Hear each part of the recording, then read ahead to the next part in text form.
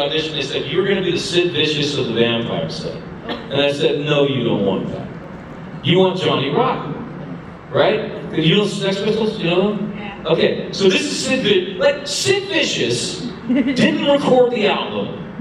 He could barely play the bass. He was really cute. But he sucked, man. He was a cute boy. It was Johnny Rotten that was the Sex Pistols. The lead singer, Johnny, was why that band hit. And then the guitarist who... Oh, man. Steve Jones. What? Guitarist is Steve Jones. Steve, yes, Steve, thank you. So there were reasons that band was awesome, and they were not Sid. I know he's dead, sorry. This is Sid Vicious, okay? Saw an interview with Sid Vicious. Girls like me because I got a nice face and a beautiful figure. Like that. So I said, okay, I'll give you punk rock, because I know punk rock. I saw the Clash in '76. We destroyed the Cow Palace. They didn't let another band in the Cow Palace for another 20 years. I know punk rock, but I'm going to give you Sid Vicious. I'm going to give you Johnny Rotten if I give you anything. And then I tried Johnny, and then it had to be Billy. I'm like, oh, couldn't do that here. Okay. Go that way. Okay, and I have another question. How do you feel when you learn that you will stay for all the season instead of Angel because of your success? Say that again. Okay. How do you feel when you learn that you will stay for all the seasons instead of Angel? Oh. Thanks for your success. Well, I mean, like, you know, Angel left because he got his own show, because that was pretty good. In fact, I asked Josh, I said, hey, what do you think of the spin-off series with Spike? And he said, oh, that's a great idea. A male vampire spin-off of Buffy. What should we call that? How about Angel? Truth is, I had it really easy, man. Like I got paid really well. I had all the attention, I got all the good lines, and I didn't really have to work as hard as Sarah or David. Like they had to show up early and stay late every day, and I'd waltz in at noon. So, like, I don't need to be the lead. Because like when you cut to me, in my little mind, I'm the lead anyway. It's my story. As soon as you do a close-up, this is my movie now. But yeah, like if you're gonna pay me, like they paid me more than David. But he doesn't know that. Oh God, Rosie, hit delete right now. Oh no. So yeah, I was so lucky to do Spike, and I wouldn't want to play Angel. Angel felt bad about everything. Oh, I feel so guilty. I shouldn't have done that. Damn. That's so hard to have fun with, you know? I had a better character. Yeah, I felt really, to answer your question, really good. Thank you. Where's that come from? Is that the writers? You, Dave Anthony? No, the thing is, I didn't make up one word. Not a comma, not a preposition, no connected word. Like, if I got and wrong, you know, or because, they go back. And I didn't make up anything. And the thing is, I think that the accent at the end of the show was a lot better than the beginning, because I was learning in front of the camera, and the first was School Hard. It was horrible. It was. Really, no, I come in. It's more the phrases. Yeah. The writing was good, but I come in and I'm like, you were a vampire. You know, you were at Woodstock. You were there. And they, and a lot of times they stop me and like, James, you're Australian again. Go back.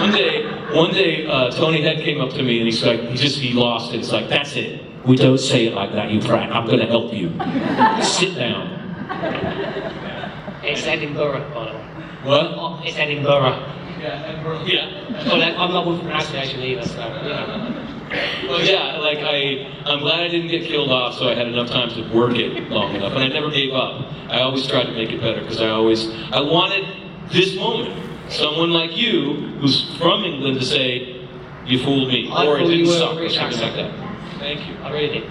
That's like the highest compliment. No one worked harder than Sarah Gellar. And maybe the other word for her is just professional, because she was always on time, she always knew her lines, she was always ready to go, no matter what time of day. David? David would be cool. David was just cool all the time. And it took me a long time to realize that, because I was jealous of David forever. And it took me a long time to realize he was really nice to me from the beginning. But I was dating a girl that got jealous of me and Drusilla at the time. And me and Juliet, we never hooked up or anything. We were just friends, but we were close friends. And my girlfriend she could not stand that. And so she told me that she had a crush on David. And this was early, this is after I did 3 episodes, or maybe 4. And so from that moment on, I hated David. And so, but it worked for the show. If you see on the screen, that guy didn't like that guy at all. That is real. And it took me 3 or 4 years, because that relationship ended, and I got to know David better. And I had to admit that he was absolutely supportive of me from day one. He showed me the ropes on the set. He was just cool the whole time. So yeah, cool. David was cool. Always cool. Anthony? Anthony?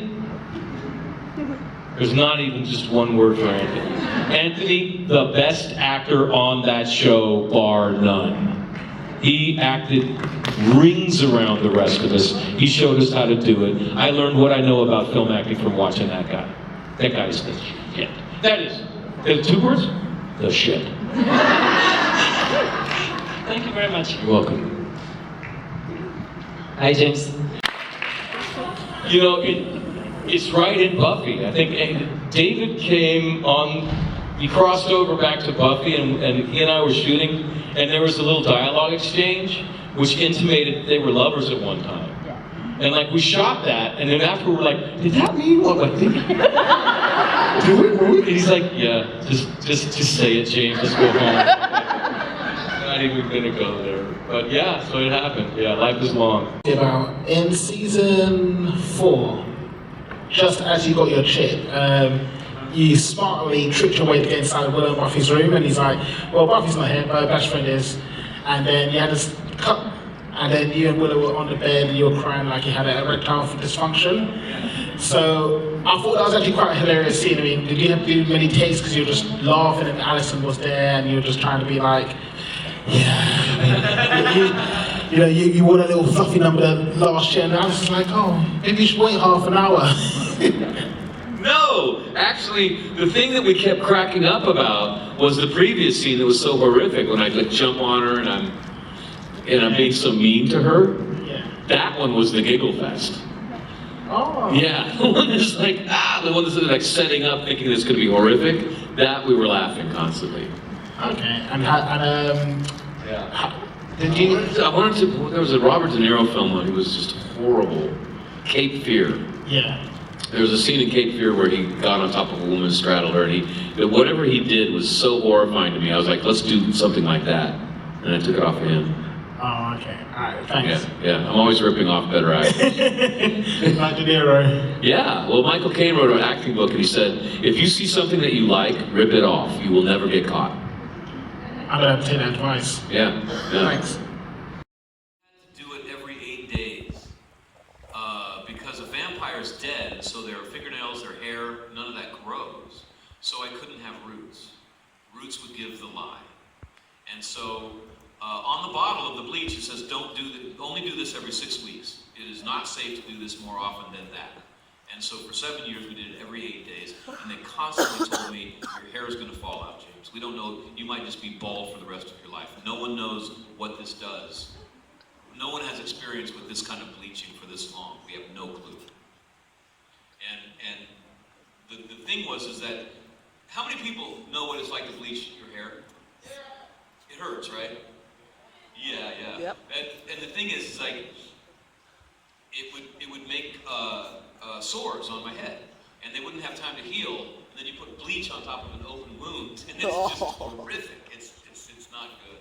So the bleaching was not fun. I can't lie, but I looked gorgeous. You're welcome. You didn't want to know that, did you?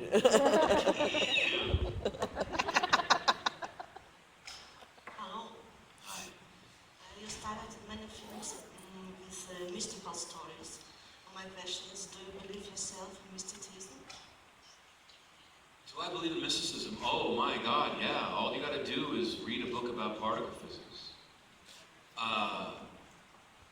The truth is that on the subatomic level, particles are everywhere and nowhere at the same time. And they only lock down into one time and one place when we see them. So, consciousness is affecting reality,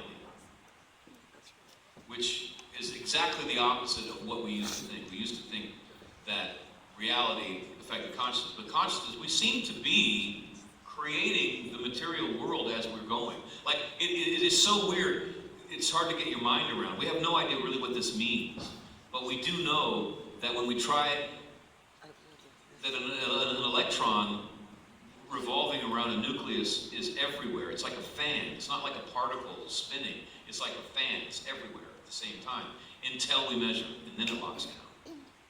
It's called a quantum probability wave that collapses when we, under observation, that wave collapses. And all particles are like this.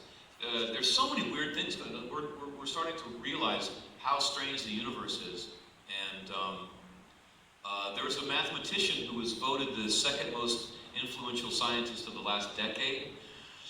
And he says that he thinks that he solved the problem of consciousness, which is to say that we've never been able to find in what part of the brain consciousness is. The part that knows that I exist, like I am an entity, like we know where anger comes from, hunger comes from, we know all of that, but we don't know where I am comes from. And a lot of people were saying, well, maybe that's the soul, maybe it doesn't reside in the physical form in the brain.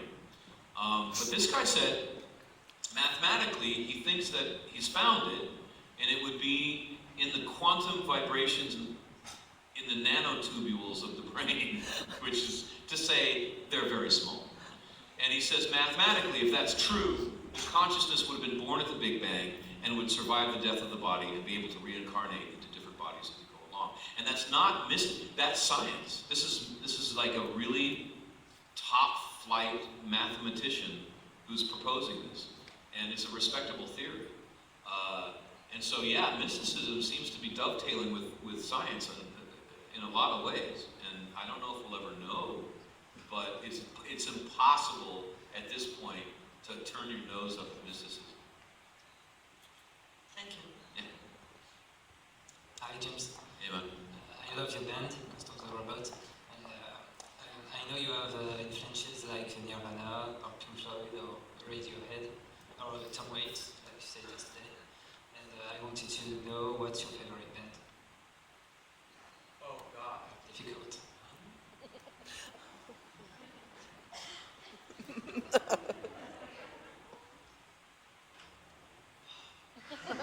For Spike, it's Sex Pistols.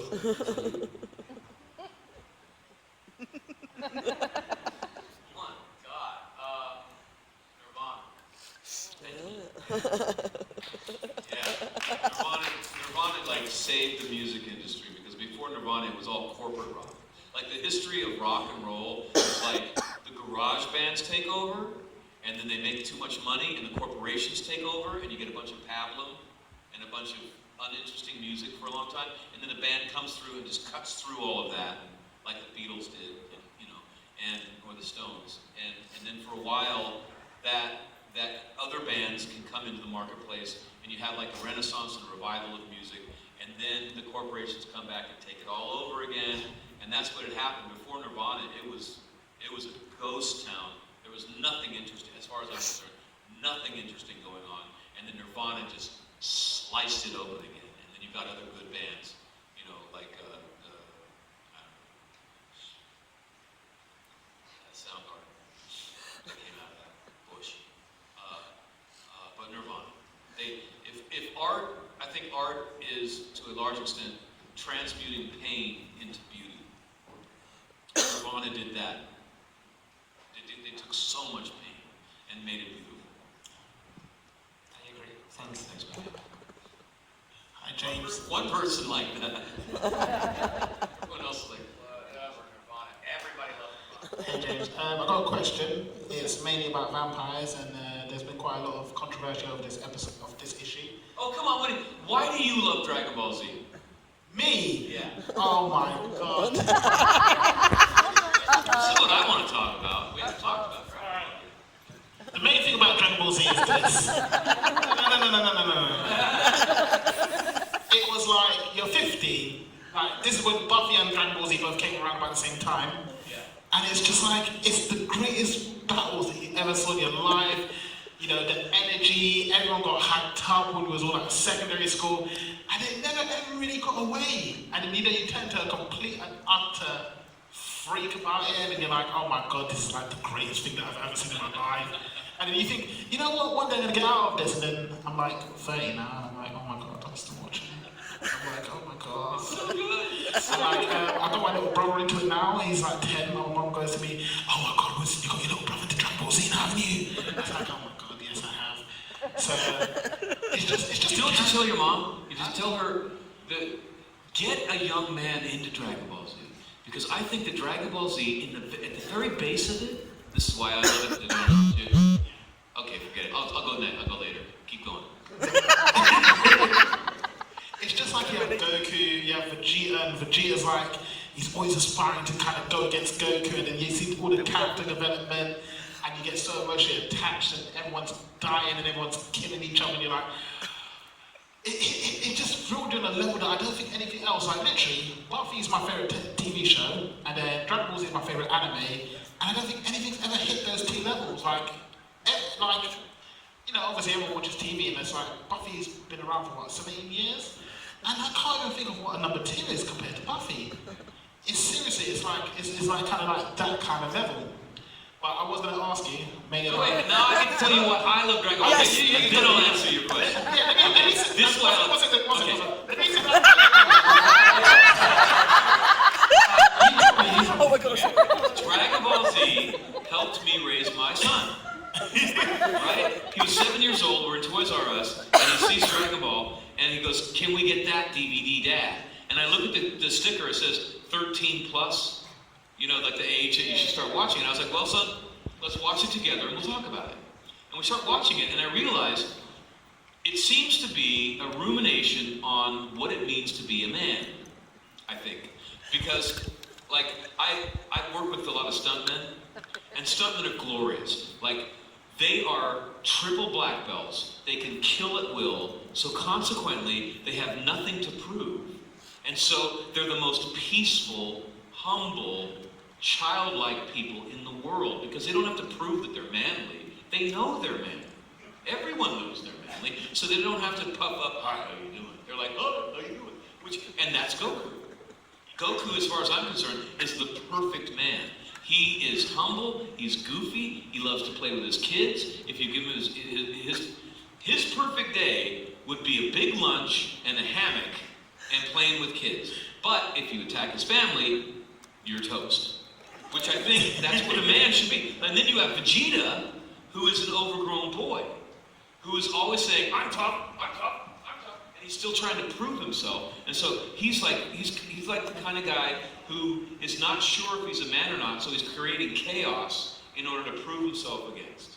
Oh, that's fair to say, especially like, you know, Vegeta, you kind of love the rivalry, and he's always trying to, always one up Goku, and he even says at the end, like, I've always tried to kind of surpass you, and like, you know, how can someone be so strong yet they wouldn't even hurt a fly? And he's like, you're better than me, Kakarot, you're the best. And I was like, oh my god, and everyone's like, you know, when you're watching this fight, it's like the most enormous fight in the world, and you just can't control yourself. You're like, it just engrosses you completely in this. It's serious. I still watch it every single day. I just can't get over it. But Goku doesn't spend a moment wondering if Vegeta is outdoing him. That's not a question that's important to him. He's proven himself. But Vegeta has to beat Goku because he's got to prove himself a man. And I think like, that's you're a man. That's why, like, for guys like, what's a real man? What's a real man? If you have 18 years on the planet and something dangling between your legs, you're a man. And if you question that, then you're going to go sideways. But don't let anyone else question whether you're a man. You're a man. Look at my driver's license. That's actually what my question is, which is, if vampires are dead and they have no blood flow, how can they have sex? Rigor mortis, baby. Sometimes it works. I mean, because obviously you had sex with Buffy, Priscilla, almost with Faith, Harmony, Anya. So, it has to be function. He must do something. But Angels had it as well. So, how did they do it? I think it is mystical selective rigor mortis. Okay, James, thanks.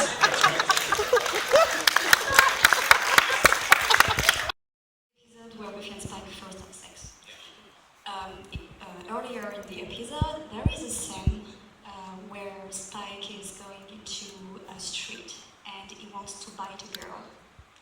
He tries and the chip goes up. He can't. My question was, did Spike want to bite the girl or did he want to bite the girl? That was the question that Drew Greenberg, the screenwriter, said in the commentary of the episode. Was Spike trying to bite the girl, or was it just convincing himself that he wanted to bite her because he... Yeah, I can just say the way I played it, which is not necessarily the way it comes out or the way it was intended from the writers. I played it like I wanted to kill that girl because Spike is falling in love with Buffy and he feels that he is losing his own power. He's afraid that he's going to become her love puppy slave, you know? Yeah. And he wants to reassert his dominance of the world. Like, get back to my mojo, man. And he can't do it. He's got the chip. Okay, you think that we... I'm not accomplished yet.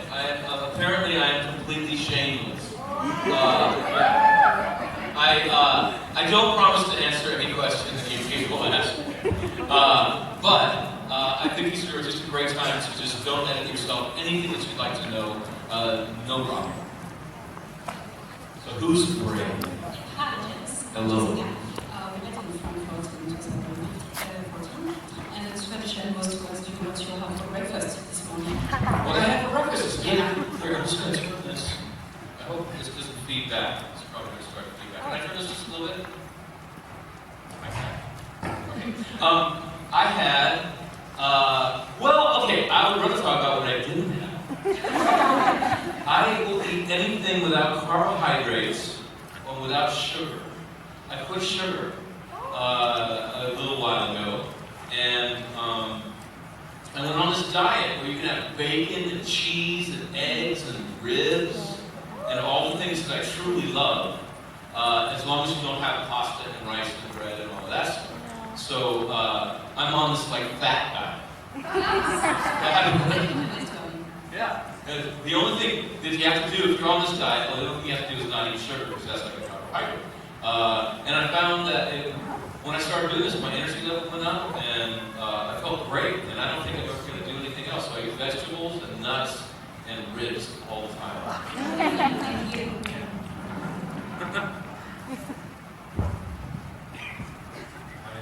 Ava. Yeah. Just kiss that mic with the rock star. So for me here, for making the trip for Brussels, so it's very interesting to I met you for the first time in Germany last year for the first Fanmeet. So for me it's the second time, so I'm very happy to see you again. I wanted to ask you why for you Buffy is fantastic. Good question. I know that I'm your answer. There's so many reasons that show is good, you know. I came down to Los Angeles from the stage, and I only came down to Los Angeles because I had a son, and I needed to make money. Like it dawned on me that the stage doesn't pay me. I've been poor and happy for like 15 years and never really noticed that I was poor. And then you have a baby, and you're like, I'm really poor, oh God. And so I went down to Los Angeles to whore myself out. And I told my agent, I'll do anything. I have no shame. I'm not here to prove myself as an actor. I'm not here for awards. I want to make enough money to buy diapers and baby food and health insurance for my family. That's it. And I said, I'll be the new Urkel if you want me to. I don't know if you guys know Urkel. I said, I'll be Alf's new sidekick. I have no shame. Just paycheck. And then they called me and said, we have an audition for the TV show Buffy Fanmeet. And I was like, oh, no, not that. Because I've seen the movie, you know. And I was like, this is really bad. I'd rather be Urkel. It was a shit. Yeah, and they said, James, it's much better. Just watch it. This is Tuesday night, so it's on at 8 o'clock. Call us after the show. So I watched it for about 15 minutes, and I just went crazy. I picked up the phone and said, get me on the show. This is amazing. So the first thing about Buffy is the quality of writing. On so many levels. How do you start? Like the thing that the writers on Buffy were being asked to do was come up with their worst day. Right? The day that they're ashamed about, the day that they don't talk about, the day that keeps them up, the day that they wish they could take back, the day that they hurt somebody that they didn't deserve to be hurt, the day that they were humiliated, and then slap fangs on the top of that embarrassment and tell the world about it. And that was an act of sustained courage and bravery. And every single episode, behind that episode, is a very painful story from each of the writers. And they would literally come on the set like, do you know what he's told? You know, like they were embarrassed about it. But I think that courage is one of the reasons that it still resonates. And then, you know, I'm like a fanboy from way back. Like I was like an original Star Trek fan. The only thing that I had to watch when I was a kid was Planet of the Apes. And which, come on, don't clap. Really? Like, okay, the first 2 movies were good. Planet of the Apes, Beneath the Planet of the Apes. Those were great, those were art, actually. But then the rest of them were not so good. And then the television show was gone, right? But even the movies, the theme of Planet of the Apes is give up now. Because the apes are going to take over anyway. So anything we build will be destroyed. So don't even try. And I got that into my head when I was like 13 years old. And it had a real effect on me. And I get on, so I come down to Los Angeles to whore myself out, and I get on the show that's really well written, and it's actually saying something which is the opposite of that, which I said before, which is don't give up. The world is not perfect. I think the theme of Buffy is a lot like Hamlet, which is you're a teenager and you get to the age where you, for the first time, you realize that the world isn't perfect, that the world is in fact really painful and messed up, that your teachers don't really understand the subject that they're teaching, your parents barely know what they're talking about, and you get disillusioned at that point of your life. And every human being is kind of at a crossroads at that point. What do I do in the face of that? Like Hamlet wakes up to that, my uncle murdered my dad, my mom, this world is horrible. Do I give up? Or do I take arms against the sea of troubles and by closing the end of that? And Josh took up that theme. And I think it's a perfect theme, because it is something that's true when you're a teenager very dramatically, but it's true for me every day. You pick up a newspaper, like, should I give up today? No. And it's all just like, it goes on and on and on. Like, the dialogue was fabulous, so funny, so affecting. The acting was good enough. It was good enough. I swear, I say this to my dying day, man.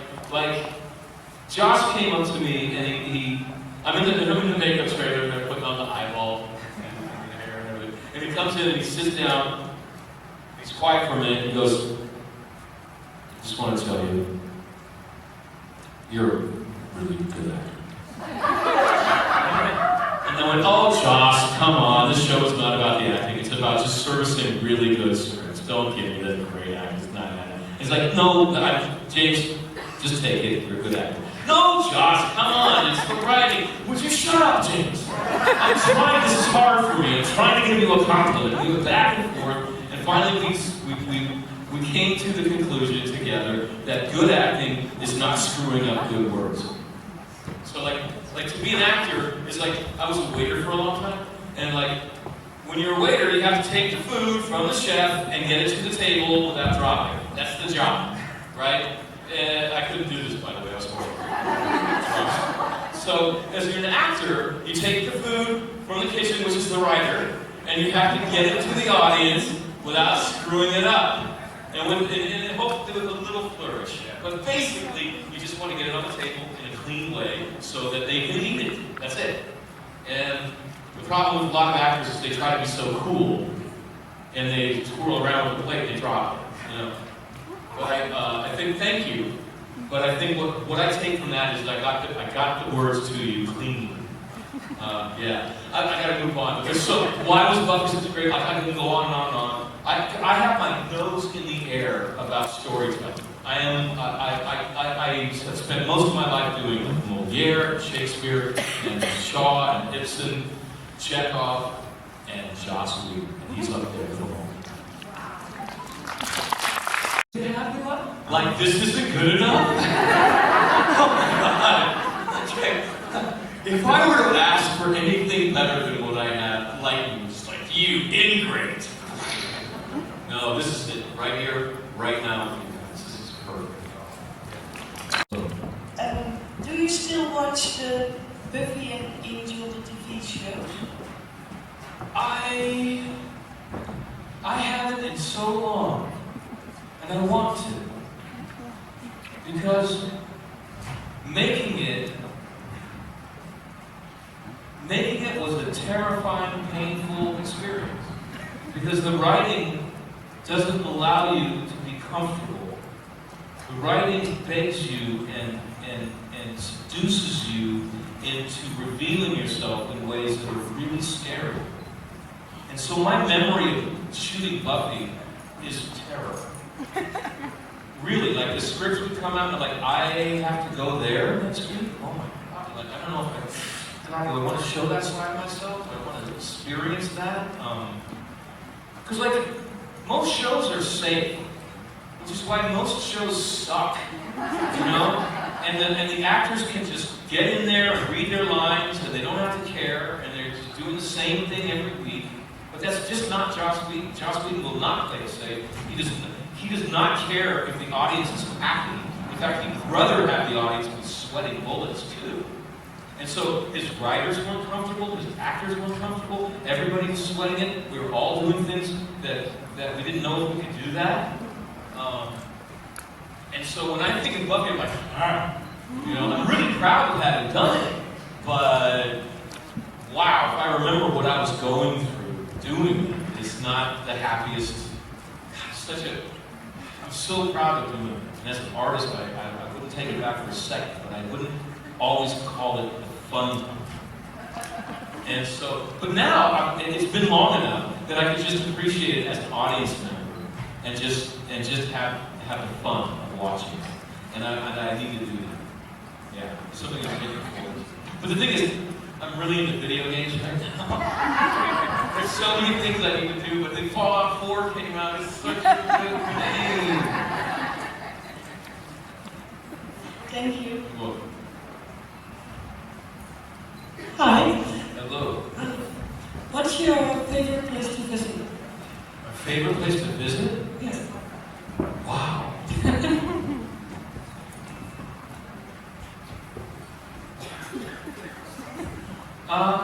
I mean, like, I got a soft spot in my heart for Trier, Germany, because that's where I proposed to my wife. Yeah, I like Germany. Germany's great. They've saved me so much. I get on the train in Germany, and I don't speak German, and I don't, you know, you have to make all these different connections and stuff, and I always miss one, and I always end up on the other side of Germany, and I'm like, help me! They help you, and they get you back on track, and everyone smiles. I love Germany. I love France. I love Paris. I was just in Paris a couple months ago. I had the best few days in Paris. God, the world is beautiful. The world is beautiful, and I enjoy everywhere I go. I don't like Dallas. I mean, like, would anyone from Texas here? Okay, good. Except for Austin, Texas, I would say give it back to Mexico. I've done it, you know. That's the only place that I go where I'm like, oh, let's just get in and out of here. Is anyone recording? I'll never be invited back to Dallas.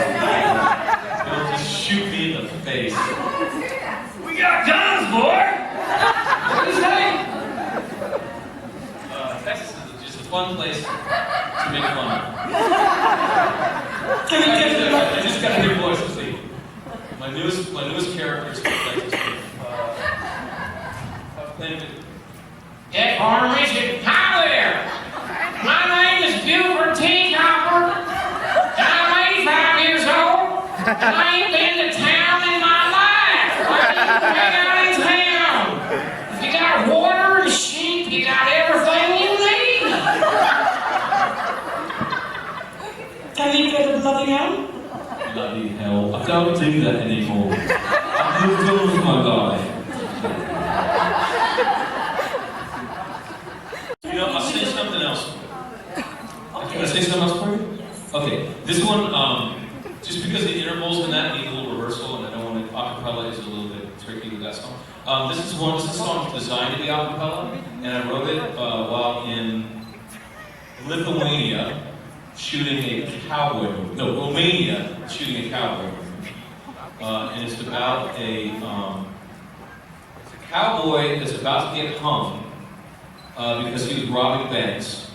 And he's getting hung in a town that his fiancée is in. And he abandoned his fiancée. He told her, I'm going off to fight the Indian Wars, but I'm alone in the outground with my lady by my side.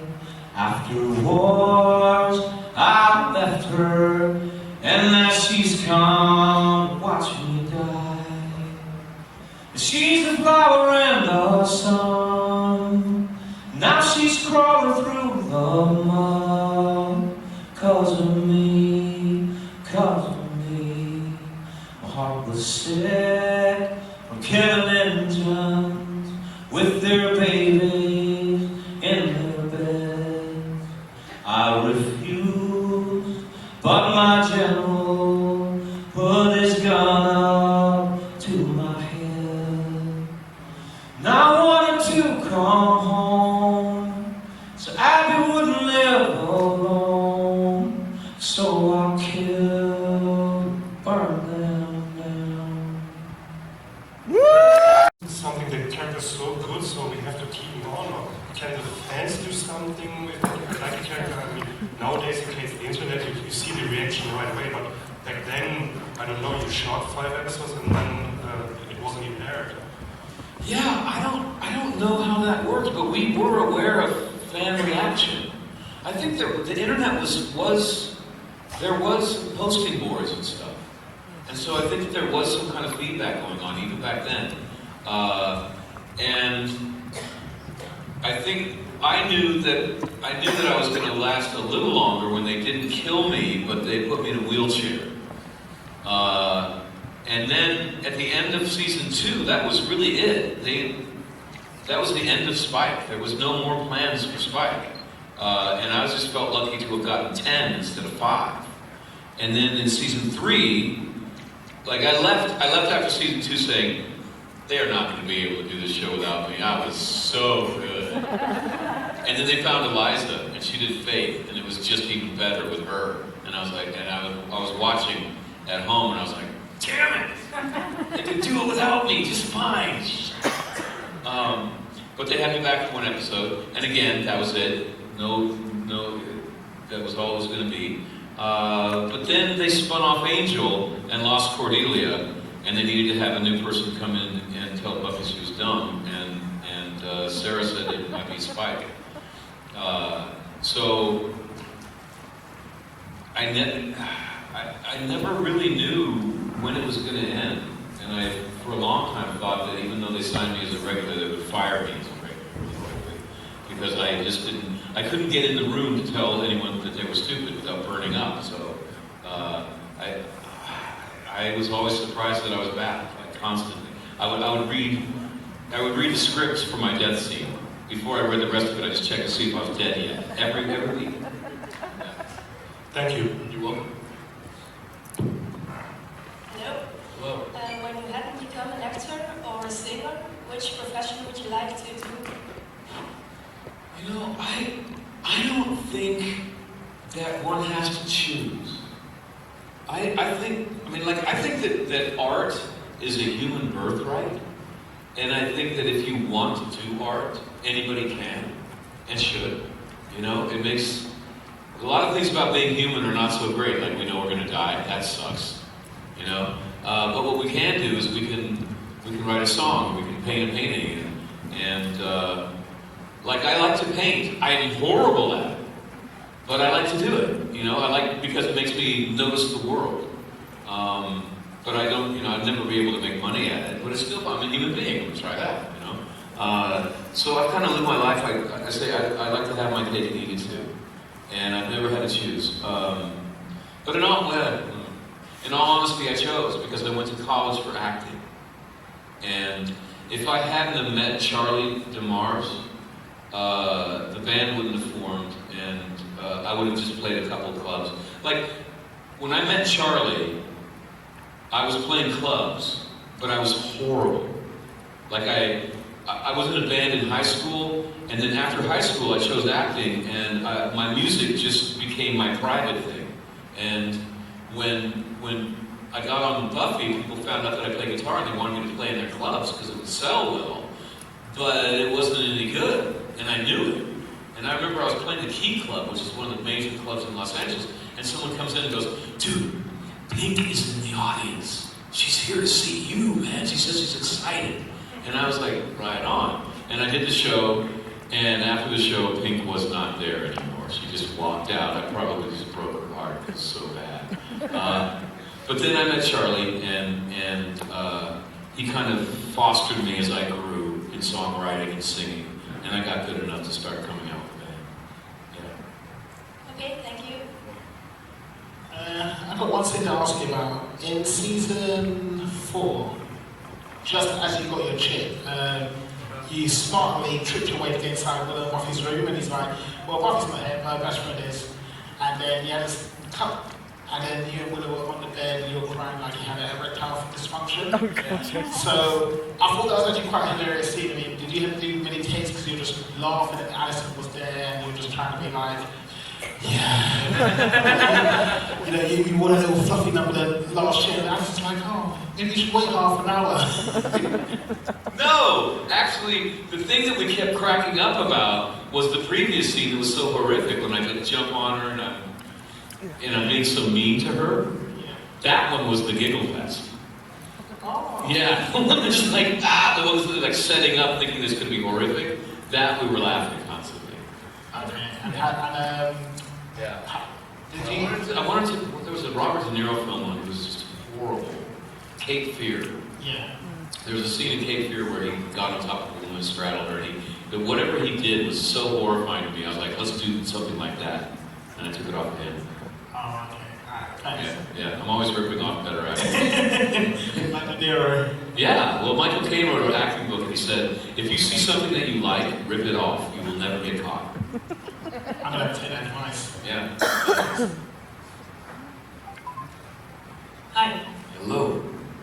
I think you know Unwise Vampires. Yeah, Andy was an incredible person.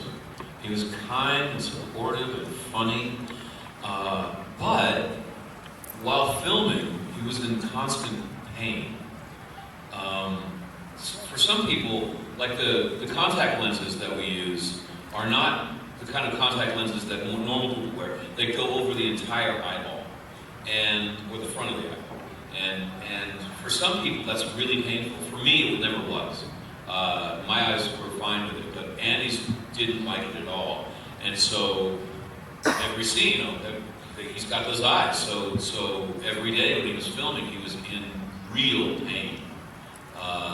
But he was still generous and kind, but he was just wiping tears away from his eyes the whole time. Yeah, but he was an incredible person. He was sorely missed. Thank you. Yeah. He might have been the nicest person to ever work on both shows. Hi. I asked Joss about this, and he created Riley so that the audience would want Buffy to be with Spike. and so that it wouldn't just be like Buffy just loves vampires and she's like a slut for vampires. It's like, you know, he wanted to avoid that. He wanted her to get with Spike, but he didn't want to paint her that way. So he wanted the audience to get ahead of the story and have Buffy with someone that was boring, so that the audience would start going, could she get with somebody with some, you know, like Spike or someone? And then when it happened, you'd be like, yes, I wanted that. And then he would tell you, no, that was a mistake, and it would all be horrible. And yeah, so he fooled you into wanting something, and then made you feel bad for wanting it. Okay, thank you. Was something you would test or not, or was it just for the fun? Was it? I don't know. What was it? For something new. The episode in season 4. Oh! In season 4, the episode where they want to get married and everything. Was it a test? I don't know. I know that there were, even back then, there were fans that wanted Buffy and Spike to be together. Yeah. Yeah. and so I think in some ways that was fan service. You know, like, okay, we'll give you what you want, but it's got to be a spell and it's got to be one episode. But we'll let you see that, sure. Okay, it was not on purpose, but... I have no Joss, who knows, man. I don't know how long, because he plans stuff way in advance. People say that he said that, but I don't know. Yeah, it might have been. It might have been. Like, can Sarah stand kissing me? What will she say if she has to kiss Marsters? Okay, thank you very much. You're welcome. Question. You guest starred in a series called Wedding Band. Yeah. As Declan Moore, and then you rocked it, and well, there are some people here who just love you for it. And well, I was wondering, I rewatched the episode just a few days ago. What happened to Declan Moore's portrait? Oh, yes. Yeah, there was that massive portrait in the show. It was just basically a big picture of me, and it was about that big. And they told me that I should take it home. And I said, oh yeah, my wife would love that. Like, hey honey, let's put this up. What do you say to that? You know? I was like, no way in hell. And not just because of that, but because like, if you walk into my house, you'll see a few mementos of my career. But there's not a bunch of pictures of me all over the place. That's weird, man. Like, you know, hi James, have a good day, thank you. Like, I would never want to be that person who has huge portraits of themselves on the walls. That's just, if I go into someone's house and they have that, I just turn right around. Have a nice life. Yeah, because that's ego. You know? And ego makes me feel lonely. Yeah. So you don't know what happened to it? Oh, yes, it's thrown away. It's No. No! Thank you very much. So, well, you were in the skin of a mythological creature, but if all the mythological creatures were real, which one would you prefer and why? Would you repeat or not? No, okay. What's the word for the winged man? I would like to have big wings. Like, angel. Like an angel? It would be an angel. I would be a Pegasus centaur. Like, I would like invent me that. Like, I know it doesn't exist, but I would want to be a centaur, but I'd want the wings as well. And by the way, I'm such a science nerd. I'm such a science nerd. We have this thing called CRISPR now, which is a new way to manipulate genes cheaply, and we may get to the point when I can get those wings. Okay, and also, if you're not an actor, if you were a director of a show, what kind of show did you direct? What topic of show? Was it a natural show, a supernatural show? What kind? Maybe a teenage show? Yeah, you know, I'm just going back to the kinds of plays that I like to direct. I like to direct plays that have a high amount of technical ability from the actors. I like stuff that it demands really good acting, and it's not that easy to rehearse, and you really have to figure out how to make it work. So I think I would like Aaron Sorkin. I would love to direct Aaron Sorkin. Yeah, like West Wing. Yeah. I don't know how to do this question. I forgot it. Sorry. Those are great questions. Okay, what song would you like to make a version of with your band? Find Love by Clem Snyder. Find love, then give it all away. That's such a beautiful song. Yeah. Just sing that. We don't know it. Don't let hurricanes pull you down. Raging rivers or heart attacks. Find love, then give it all away. Wrestle bears bring them to their knees. Steal the honey from killer bees. Find love, then give it all away. Find